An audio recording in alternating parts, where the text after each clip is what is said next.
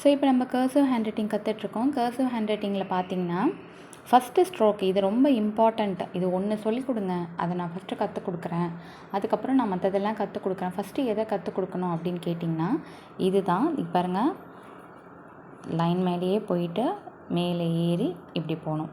இதை நீங்கள் எப்படி சொல்லலான்னு பார்த்தீங்கன்னா எப்படி சொல்லிக் கொடுக்கலான்னு பார்த்தீங்கன்னா ஏரோப்ளேன் சொல்லிக் கொடுக்கலாம். ஏரோப்ளேன் எப்படி போகும்? ஃபஸ்ட்டு கீழே போயிட்டே இருக்கும், அதுக்கப்புறம் மேலே ஏறும், அதுக்கப்புறம் அப்படியே போகும்ல. ஸோ இதை வச்சு சொல்லிக் கொடுக்கலாம். அடுத்தது நீங்கள் எதை வச்சு சொல்லிக் கொடுக்கணுங்கன்னா சூப்பர்மேன், அதுக்கப்புறம் வந்துட்டு பேட்மேன் அவ்வளோ இருக்குது பார்த்தீங்களா? அப்போ பேட்மேனுக்கு வந்து என்ன இருக்கும்?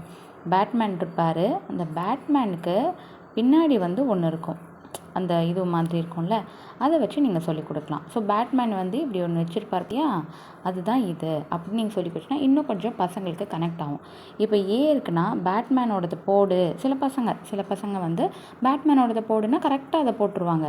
அதுக்கப்புறம் ஏ எழுதுனா ரவுண்ட் போட்டு அப்புறம் இப்படி வால் போடுவாங்க. ஸோ இது பேட்மேன். அதுக்கப்புறம் வந்து சூப்பர்மேன் அந்த மாதிரி இருக்கும்.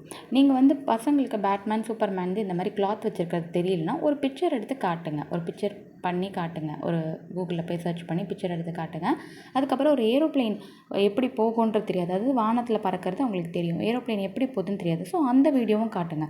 இதெல்லாம் எதுக்குன்னா குழந்தைங்களுக்கு வந்து நீங்கள் சொல்லிக் கொடுக்குறத வந்து குழந்தைங்களுக்கு வந்து சின்ன அந்த 4+ ஏஜ் குரூப் 5+ ஏஜ் குரூப் குழந்தைங்களுக்கு வந்து டக்குன்னு எப்படி கனெக்ட் ஆகும்னா கண்டிப்பாக ஷேப்ஸாலேயும் வீடியோஸாலேயும் பிக்சராலேயும் தான் கனெக்ட் ஆகும். ஓகேவா? நீங்கள் வந்து ஒரு வீடியோவோ ஒரு பிக்சரோ ஏதாவது காட்டினா கண்டிப்பாக அவங்க டக்குன்னு பிடிச்சிப்பாங்க. குழந்தைங்களுக்கு வந்து அப்படி தான் கனெக்ட் ஆகும்.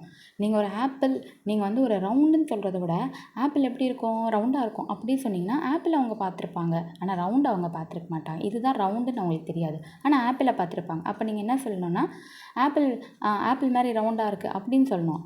ரவுண்டு மாதிரி ஆப்பிளாக இருக்குது அப்படி சொல்ல முடியாது, ஏன்னா ரவுண்டு அவங்களுக்கு தெரியாது, ஆனால் ஆப்பிள் அவங்க பார்த்துருப்பாங்க. ஸோ இந்த மாதிரி தான் குழந்தைங்களுக்கு வந்து டீச் பண்ணணும். ஓகே. ஸோ இப்போ நான் என்ன சொல்கிறேன்னா ஏரோப்ளேன் எப்படி போகும்? ஏரோப்ளேன் ஃபஸ்ட்டு வந்து அந்த ரோட்டில் போயிட்டே இருக்கும், அப்புறம் கொஞ்சம் கொஞ்சமாக மேலே ஏறும், அதுக்கப்புறம் ஒரு கட்டத்துக்கு மேலே போகும் அப்படின்னு சொல்லிட்டு இதை நீங்கள் சொல்லிக் கொடுக்கலாம். ஸோ இந்த 2 லைன்ஸ்குள்ளே தான் அவங்க இது எழுதணும், அதுக்கு மேலே போகக்கூடாது. ஓகே. ஸோ இது ரொம்ப இம்பார்ட்டன்ட். எல்லா லெட்டர்ஸ்க்குமே கர்சிவ் ஹேண்ட் ரைட்டிங் இது தான் ரொம்ப ரொம்ப இம்பார்ட்டன்ட். ஸோ நீங்கள் இதை ஃபஸ்ட்டு சொல்லிக் கொடுங்க. அடுத்ததுக்கு வந்து இதை வந்து எதோட நம்ம வந்து ரிசம்பிள் பண்ணலான்னு பார்த்தீங்கன்னா கைட் எப்படி போகும்? இப்படி போகும்ல கைட்டு, காத்தாடி போகும்போது நூல் நான் இங்கே இருக்கேன், நான் இங்கே பிடிச்சிட்ருக்கேன் நூல், ஸோ நான் இப்படி கையில் வச்சுருக்கேன், அப்படியே காத்தாடி போயிட்டு மேலே போய் பறக்குது அப்படின்னு சொல்லிட்டு நீங்கள் ஒரு ட்ராயிங் போட்டு காமிக்கலாம்.